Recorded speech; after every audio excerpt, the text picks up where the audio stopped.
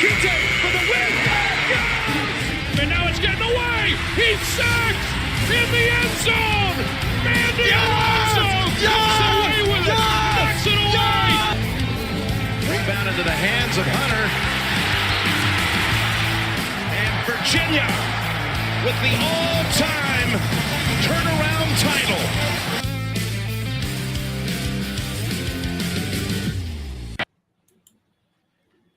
Good evening. Welcome on into another edition of the Cavalier Connection podcast. I'm your host, Jack Lowe, joined as always by Jay Ballard and my dad, Jeff Lowe. How are we doing tonight, Dad? Doing good. Jay? Yeah, doing well. Ready to talk about big win last night. Yeah, so the Cavaliers keep their dance hopes alive. Even if they lost, they still would have been in contention. It would have been very, very questionable, though. They get a 72-68 victory over Boston College, a game that was really, tight throughout this whole second half. We also had some final score predictions on the line there towards the end, but they got shut down pretty quick. But a 72-68 win.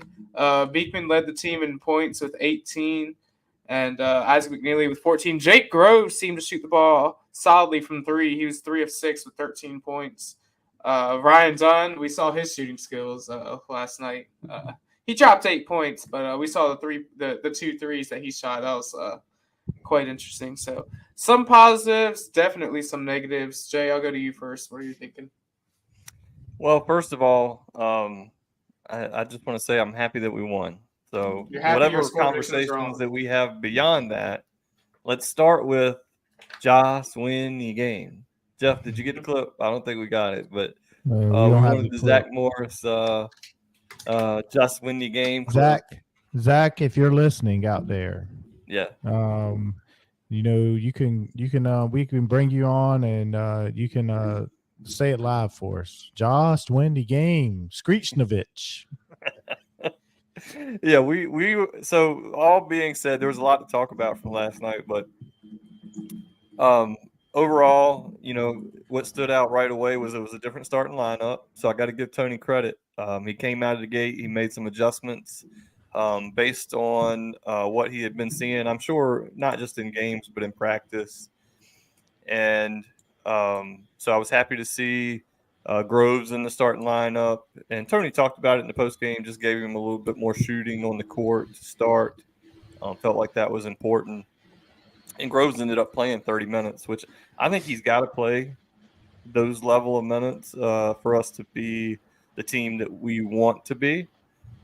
He may, limits us a little bit on the defensive end, but what he gives you shooting, you have to have in the game today. So kudos to Tony for that move.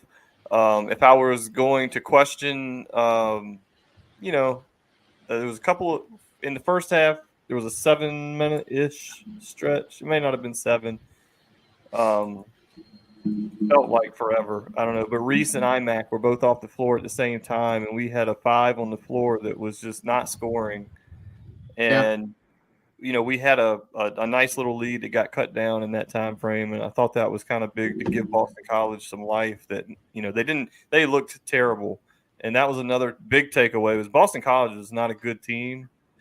And we really struggled to win that game down the stretch. It took some big shots. I think I texted Jeff when we were down 3. Well, that's it.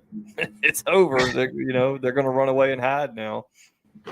And Jake and IMAC hit some big shots. I think it was 4 threes in about a 3-minute span that really took us from a 3-point deficit to up.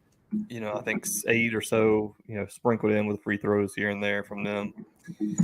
Got a little closer than it needed to be once again in the last few minutes. Free throw shooting until IMAC made the 2 with about 25 seconds left. We just couldn't seem to make 2 in a row. But those were the big things for me. Jeff, how about you? I thought it appeared Tony Bennett had to have told guys, catch the ball and shoot. There was a little bit less pump faking. I know right at the half, Grove pump faked in that corner. Unfortunately, if he just shot the ball, he's going to the line for 3. McNeely finally, he was catching and shooting a little bit. I think he shot 6 3-point attempts. I was telling Jack earlier in the game, I think he needs to take 8-10 threes a game. Absolutely. And I know he does. He just we've said, Rhodey has not shot the ball well this year at all, but you can see he caught catch and shoot, and then of course we had the Ryan Dunn couple airball threes. On a positive, I guess if you see him lining up to shoot the three, like we got a basket, Groves I think it was rebounded that ball and put it in. He's a great passer. Be prepared for the offensive rebound there. I'm not naming any names, but my slim church league basketball career, the one thing I feel like I did pretty well was I was a pretty good offensive rebounder. And the thing is, you just know your teammates and you know when people are going to shoot. And I kind of, you can get a feel of how they're going to miss. And so I was already in position for the rebounds. I mean, the funny thing about that is that as soon as I would shoot, Jeff would just turn around and go back to the other way because he knew. I was gonna say, is it somebody within this podcast that you're talking about? Well, not actually. Actually, the thing is, Jay was a more dead, straight on 3-point shooter. The ones I'm mentioning are shooting those little corner shots, and they missed the same way every time. And I knew when they were shooting every time. I could have had the nickname. I don't know. Cedric Sabalas, the trash man. Yeah, I was the trash man. I took everybody's garbage and I put points on the board off of that. So, same thing. Ryan Dunn, those airball threes, like just get in there and get ready for the rebound. But he had a couple nice moves in the mid post where he would drive and just kind of shoot a little floater kind of over. Yep. He got a couple, rolls. They play off him so much, and it's exactly what I would do. And he hit that one, I think it was a 10 or 12 foot jump shot in the paint, where they played off him so much. Mm-hmm. And I'm sure at practice he works on these things, but if he just can drive and just hit that shot for us, it'll open up things so much. And also, I just wish.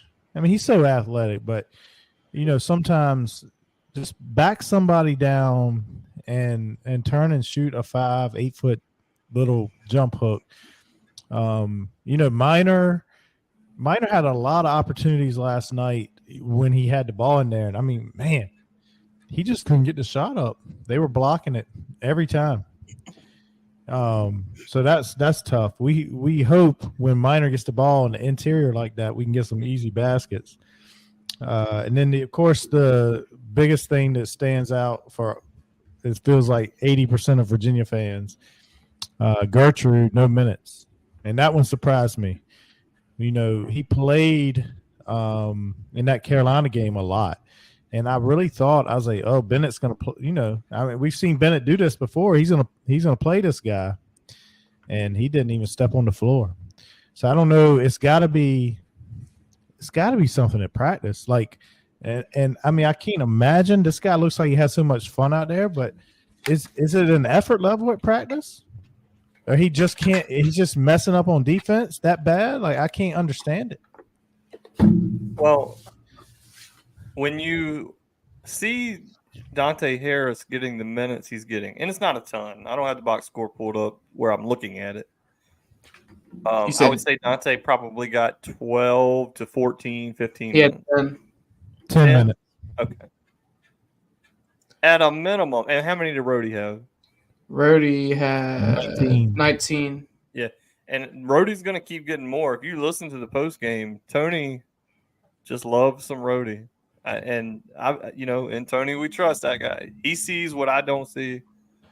But I will say, Rhodey did hit a big shot last night, and that was a huge shot because I think that put it from 2 to 5 or 5 to 8 or something like that. And we needed that, and he did some nice things defensively and had some nice passes. That being said, you said Dante got how many? 10? Yep. So you're almost at 30 minutes. Of those 30 minutes combined, Gertrude should be getting at least 15, in my opinion, which means nothing. But when you look at the transfer portal and people, you get just blasted if you even mention this on social media, but it's like half the people are like, yeah, he's right. And the other people are like, shut up talking about the transfer portal. It has nothing to do with this year. And, it's just differing opinions. But I think that it is a factor. Everybody's not going to stick it out like you want them to. Everybody's not built like, a 90s player where you went to college.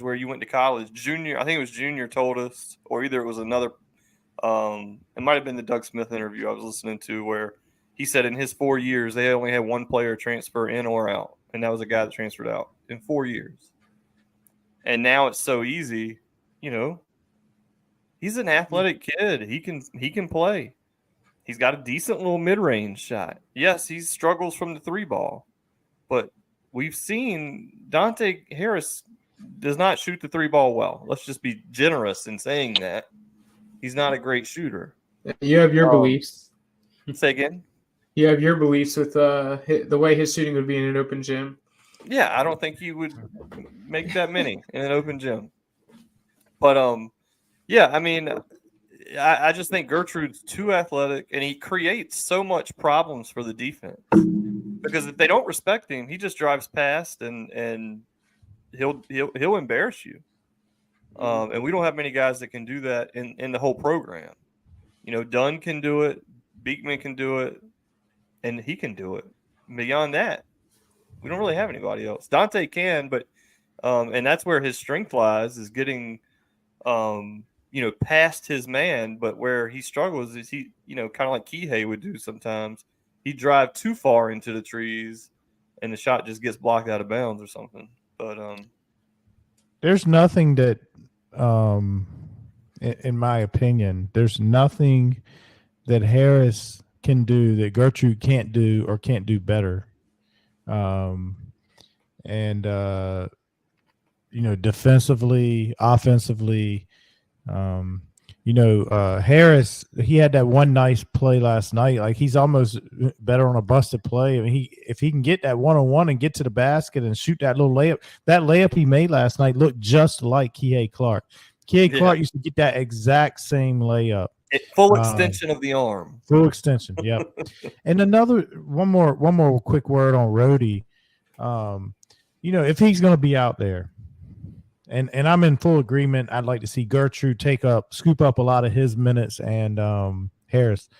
Like, there's times Rhodey gets by his man or gets to towards the basket, and then he just dribbles and passes the ball out. If you're going to be out there, go ahead and take that shot. I've seen him make that 6-7 foot shot. I've seen him make a lot of those, actually. In fact, the 3-point shot hasn't fallen, but I've seen him be able to make those, hit the little bank shot there. I'd like to see him go ahead. If you're in the game and we need people to score, go ahead and take the shot. If you're going to be in there, take the shot. Instead, I know I saw I think you tweeted out, then you pass it out, and next thing you know, it's like 2 on the shot clock. Seconds on the shot clock. And it ends up an open look. Unfortunately, it ends up in Dante Harris's hands, and then he has to force a 3. So in the stretch you talked about, I think it was about 6 minutes, from like 12 minutes to 6 minutes in the first half. There was no McNeely, no Beekman. No Beekman. It was Harris, Rhodey, Tane Murray, and then I don't remember who the other two were. It'd be like Buchanan. Buchanan. Minor or Buchanan, and Dunn was in and out. Dunn did have a career high with 13 rebounds, and he got that kind of earlier in the second half. It wasn't late. Yeah, Dunn didn't play until the very end. He was out for like a 9-minute stretch. Right. And they talked about it again. Tony talked about it, and he said he just liked what he saw with the group that was on the floor, which Rhodey was in that group.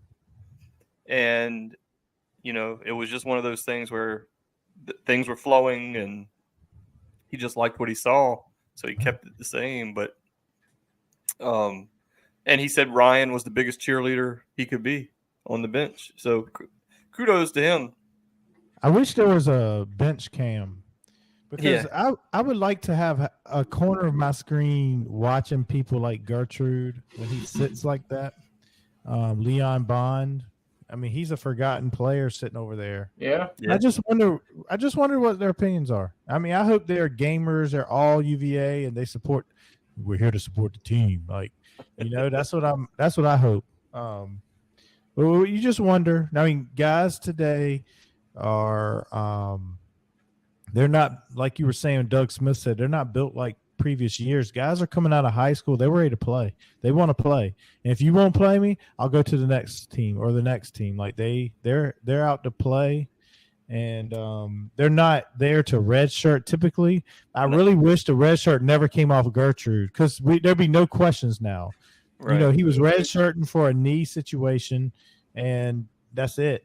Instead, he's burned a red shirt, and now he really hasn't played a whole heck of a lot. We could have that to look forward to next year, and now I'm a little nervous about it. But guys are going to transfer out, guys are going to transfer in. It all comes down to, can we get the right transfers in the portal, and is the freshman class going to be good? Which it's looking like it's supposed to be. Yeah. A little more on Rhodey. So,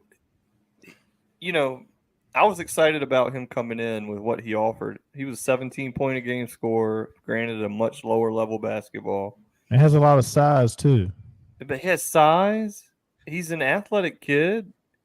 He moves his feet well. He does everything well. And actually, he's not a bad three-point shooter.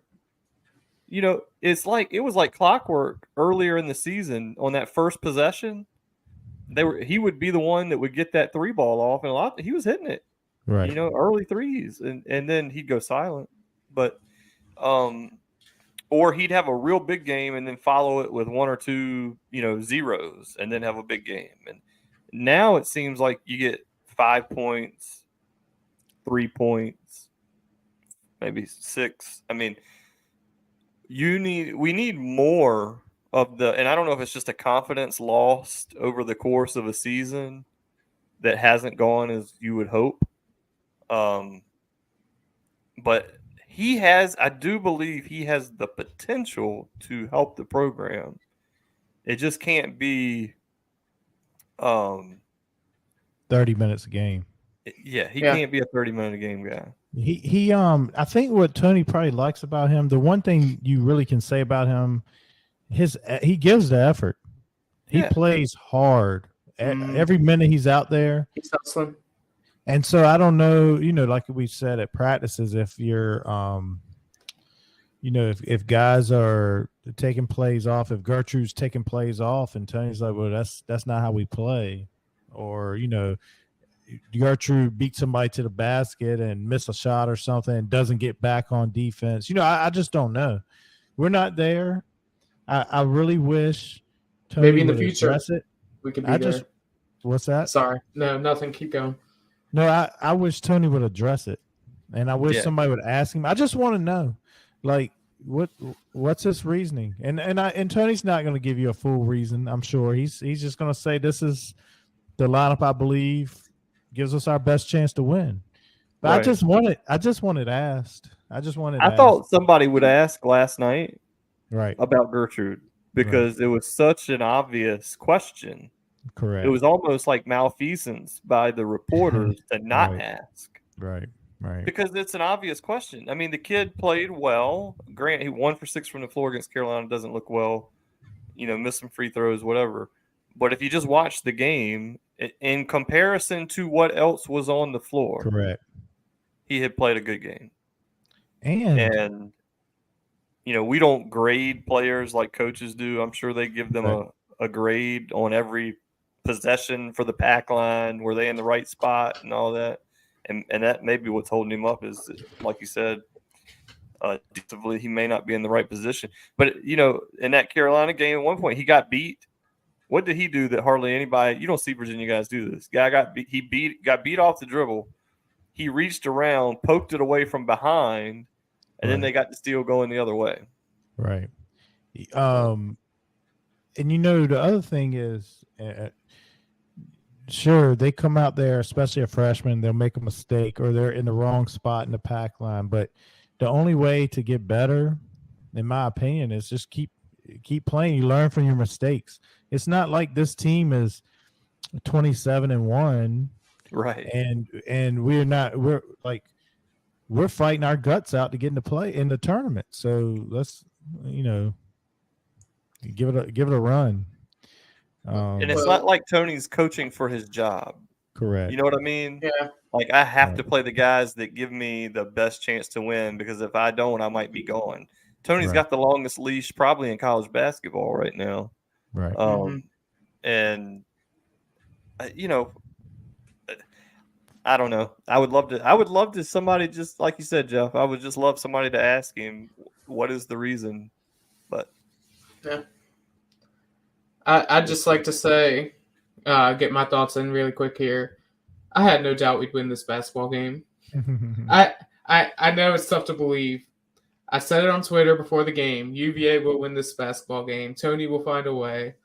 I was not worried. I told y'all the other night we will beat Boston College. Now, I was incorrect about by the margin, but I knew they were going to win the basketball game. No doubt the whole time Tony would find a way. Now we shift our focus to Duke Saturday, which might be a tough game. I don't know. I don't have my pick ready yet for that. We could most definitely lose that game. But either way, I'm confident we will make the tournament. We will beat Georgia Tech at home after that. And Duke, I don't know. We'll see what happens. If you look at the ACC tournament bracket, we are in the best position, in my opinion, of all the teams with a double bye. I just want to be in that 3 spot. Yep. You have a shot from that 3 spot to get to the semis or the finals. If we're not going to be into 1, we're not going to be into 2, and you don't want to be into 4. You don't want to look at potentially. I mean, this is as of right now. You don't want to. I don't want to play a Virginia Tech or a Pitt or somebody like that in our first game. Yeah, correct. So I kind of like where we're at. Yeah, I don't want to play DJ Burns as our first. I don't need to play NC State. I'm not so scared of DJ Burns anymore. NC State's a tough matchup. They about beat us with a crazy shot by him at home on our floor.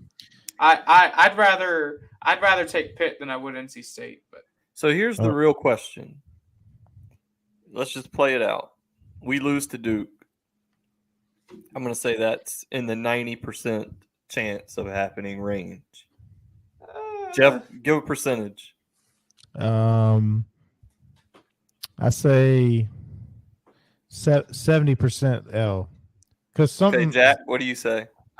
I think that sounds really high. What you're saying. I think they'll find a way to keep it close. I don't think they'll win. I don't want to say that, but I don't think they'll win. I've got a 65% chance of a loss. Okay, so I'm at 90. I feel pretty confident that. I mean, I'm just being honest. They're better than us. I understand. I truly believe. I don't believe we're going to win either. Just Duke sometimes, and when we play Duke, it's not like of the old days. No matter what, I don't understand Duke. Sometimes they just don't show up. I don't know if it's Bennett or I just feel like we always find a way to at least be in the realm of these ACC. Yes, be competitive in these tough ACC. Whether it's UNC, which arguably we weren't really competitive last week against UNC. Yeah, we were competitive. We were. We kept it within range. Yeah. I mean, and Duke, I feel like Duke every year we find a way to be in the game by the time it's the last 5 minutes of the game. But we all agree. Consensus is no matter what your percentage is, you're all over 50%. So right now, I believe UVA is going to lose. Yes. Fact. In a close game. All right. So let's move on from that. Georgia Tech. I'm going to put that win percentage at about 75%. Jesus, Jay. Jeff, what do you say? I'm actually exactly with you. About 70, 75%, 80%. Okay, Jack, what do you say? I'm not 100%. I'm not 100%. I'll take 90%. Okay. All right, I can respect that. So we're all right. So we are all in agreement. 1-1 is the most likely outcome. Yes, likely, yes. Do you have to win an ACC tournament game at that point to make the tournament, or are you in as the 3 seed in the ACC, assuming that's where we would be going 1-1, I think that's where we'd end up. Yeah. Yeah. Are we in as a 3 seed in the ACC? I think we're on bubble watch. That's for sure. Right. I think we're in. I think we're in. The only problem with it is whoever we lose to won't be a good loss, if that makes sense. If we're losing to whoever we play, that's not going to be a great team. It's not going to look good on our resume. I think we're definitely safe if we just win one ACC game. Now we lose that game, we're on bubble watch. I think we're in. However, Jack, you make a good point. Whoever we play in that quarterfinal is probably not. If we lost, that's probably not a good loss. Furthermore, it's probably quad 2 though. Yeah. I mean, if we lose to Duke, beat Georgia Tech, losing the first of the quarters, we've ended the season not great. I believe we should be in. However, what are the eyes telling these people? We had 3 games in a row we played in the 40s. We only scored in the 40s. And then what did we have? 72 last night, but Boston College defense not rated so high, but we scored 72. We'll see what we do. It depends on how we look, maybe, in those games. I feel like beat Georgia Tech. I feel like we're in if we beat Georgia Tech. But who knows? If we go in the ACC tournament in the quarters and lose by 25. And that's the point I was going to make. Someone said this on Twitter earlier, and it's a great place to find our season. Typically, when we lose, it's a bad loss. Like, we play terrible. A lot of times, it's by double digits. It's a bad, bad loss. So, if we could get killed by one of those teams in the quarterfinals, I think we definitely have something to watch for on Selection Sunday. That's for sure. So, and it's such an interesting thing. Like, people say if you beat Duke, you're in, right?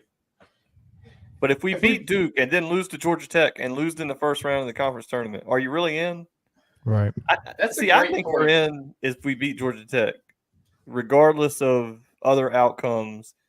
Outside of a bunch, and I mean 5 or 6 of those mid-major conference bid stealers, where you get like a 6 or 7 seed that had no chance at the tournament, and then their 1 or 2 seed ends up stealing a bid. You know what I mean?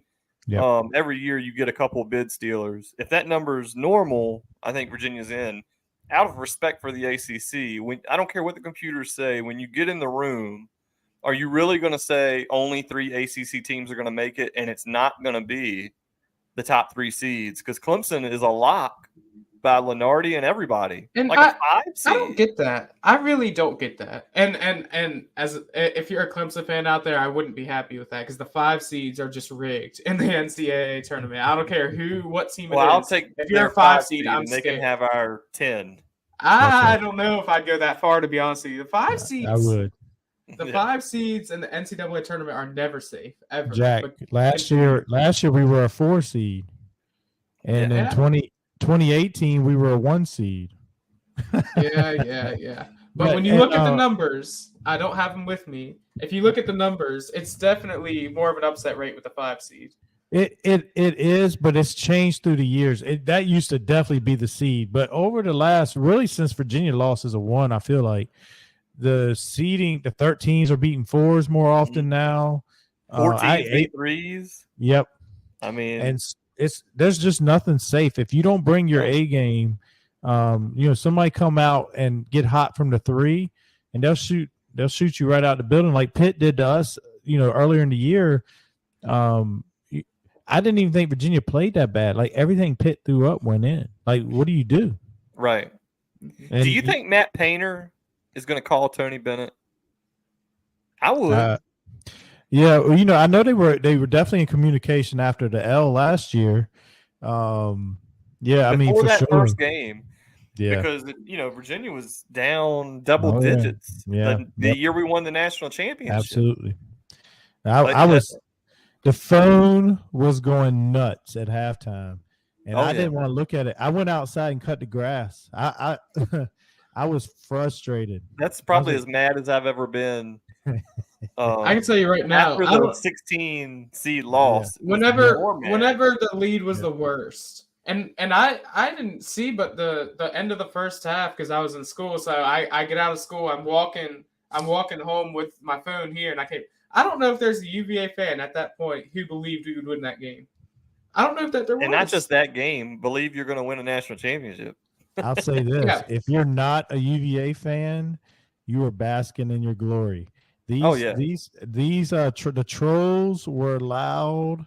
The trolls were coming across my phone left and right, and I'm seeing eyeballs getting texted, and my insides, and these are people that are friends and family, and I would like to put my hands around each one of them's neck.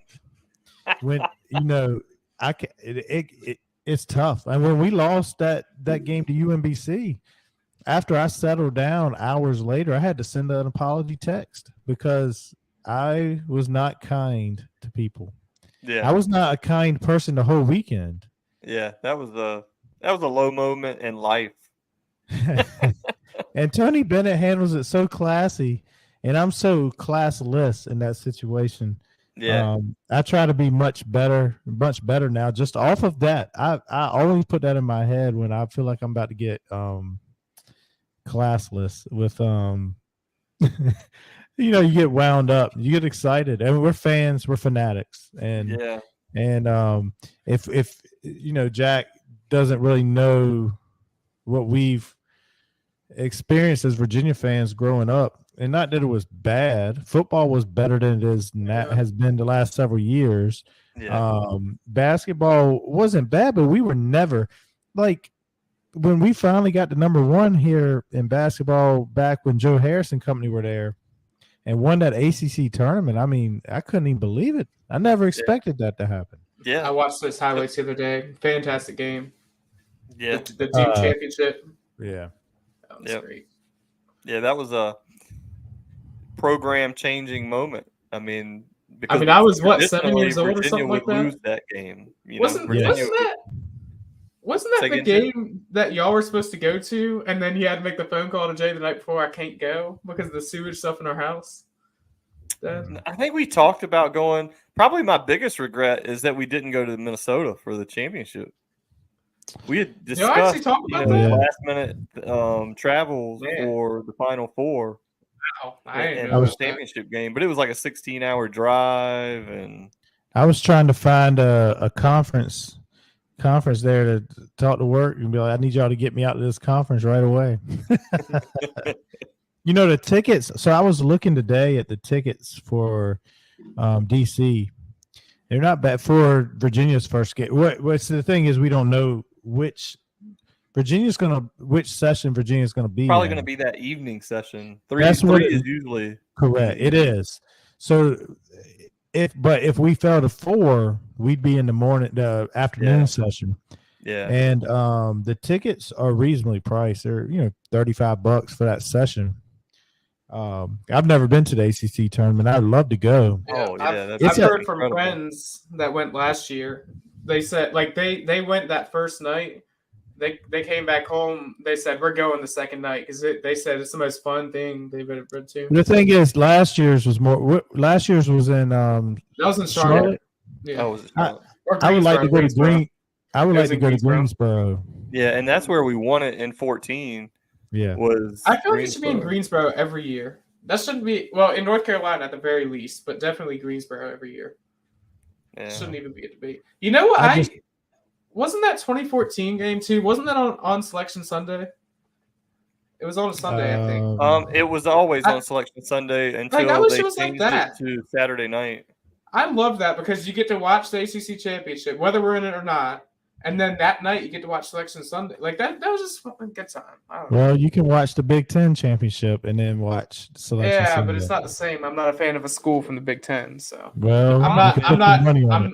The I'm not a selection Terps show had fan. to be held up one year because the Big Ten game had gone into like overtime. Oh yeah. or a couple of That's overtimes. just fantastic.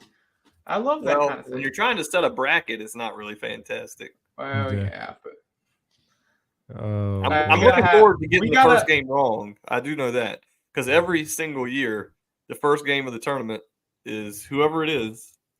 I get it wrong, and my bracket is broken. It's always that 8-9 game. It's always the 8-9 game, and you never get the first one right. But Well, I think was Virginia the first game last year?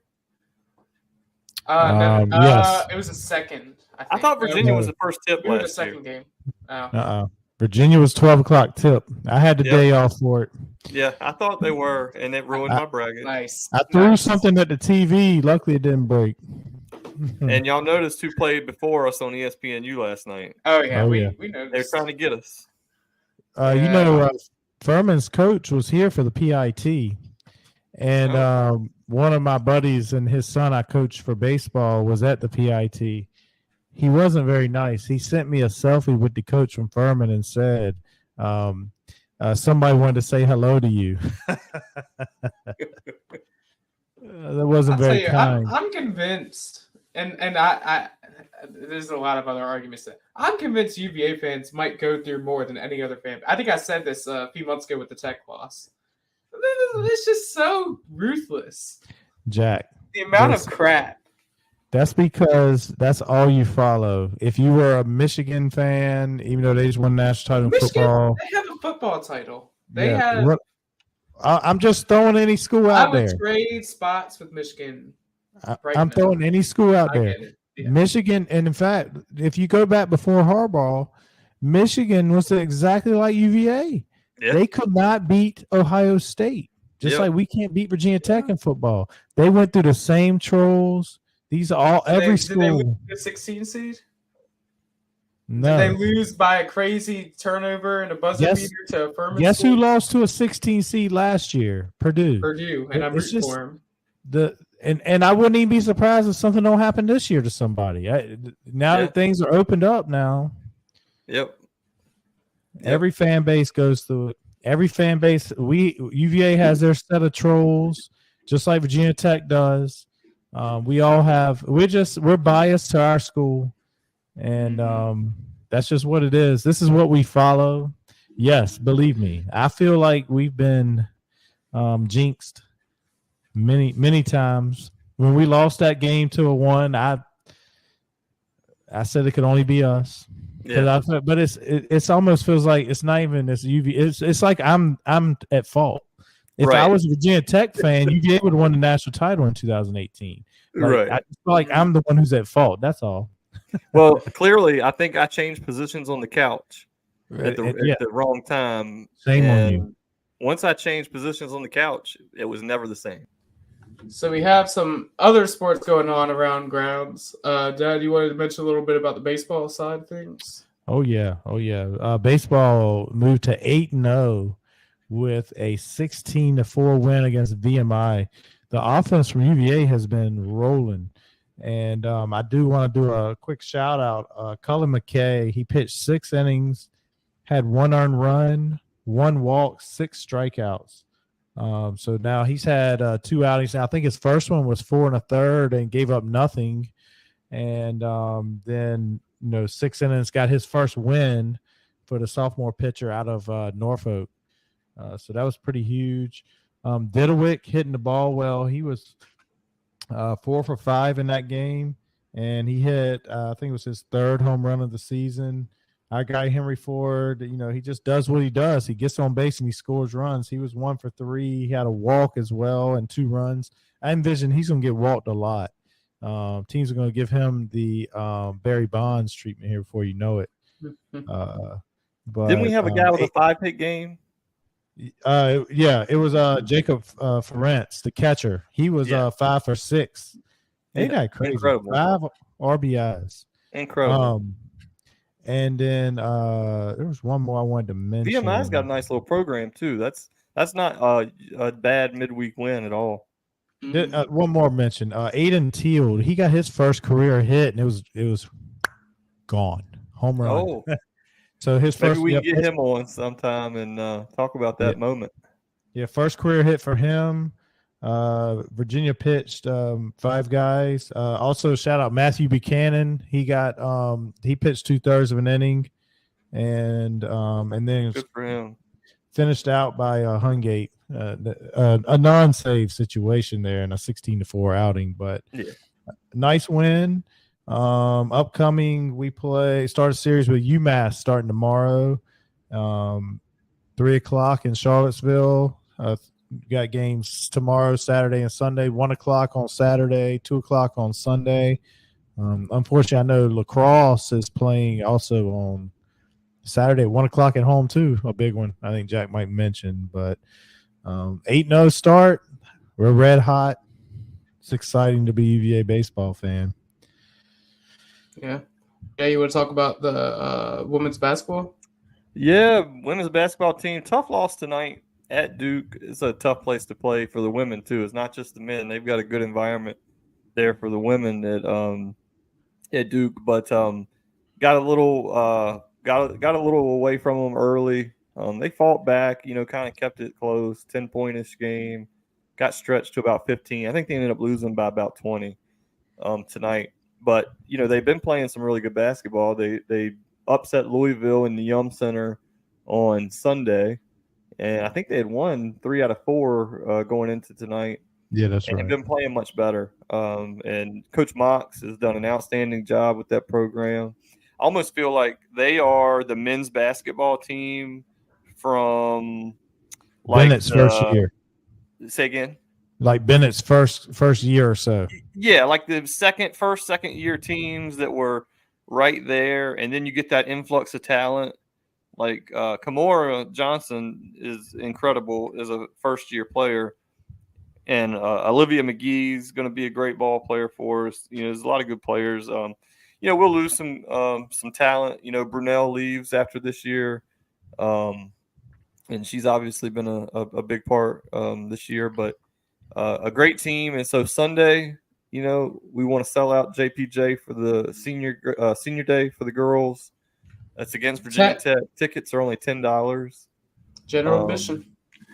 Yeah, so $10 and you can get in, and hopefully our girls can come through. But if not, they deserve a send off to those seniors that have put their blood, sweat, and tears into the orange and blue for their careers. So I hope they can get it done. But if not, Virginia Tech's they're on a different level right now than we are in women's basketball. But I do think that they'll have a chance at home if they play their best. So. Virginia Tech lost tonight to Notre Dame 71-58 on the ladies' front. Yeah, I did see that. I had a game on while we were recording, actually. And, I think, like you said, Coach Mox, the program is building. Virginia Tech is up there right now, but I just want Virginia Tech to know we're coming. It might not be this Sunday, but the ladies' program is coming. It's going to be like it's coming for Tech's only sport. It's coming for Tech's only sport. So, yep, that's some good stuff. All right, well, we got some closing thoughts, Ed. Well, Saturday we got Duke, big game on the road. We'd like to pull the upset. None of us at Pierce is feeling too strong about it, but you never know. Big game against Duke. Baseball, 3-game set with UMass this weekend. And lacrosse has John Hopkins, which is a big game at home this weekend. I think John Hopkins is number 9 in the country. We're number 2. And unfortunately, both teams, baseball and lacrosse, play at 1 at home. I'd like to see a package deal. You pay $15 and you go to both games and you get a hot dog and a soda. Yeah. But, exciting time to be a Who still. And wish the team best of luck on Saturday. Jay? Yeah, same. We're University of Virginia fans of all sports. We follow some closer than others, but certainly after football and basketball, baseball and lacrosse come to my attention probably first, that and women's basketball program. So big games. Very excited for the Duke. It's just fun to play Duke at Duke. If you embrace it and you just know they're going to talk crap and they're going to have their chants and tears, and you just go in there as like, yep, this is fun. It's basketball. It's fun. then they can compete and, keep it close till the last 4 minutes, and then, maybe you steal it. But, we just got to avoid the 30-point loss. And if they can do that, I think we'll right the ship against Georgia Tech, go into the ACC tournament and see what happens. Yep. Other than that, go Hoos. Go Hoos. Go Hoos.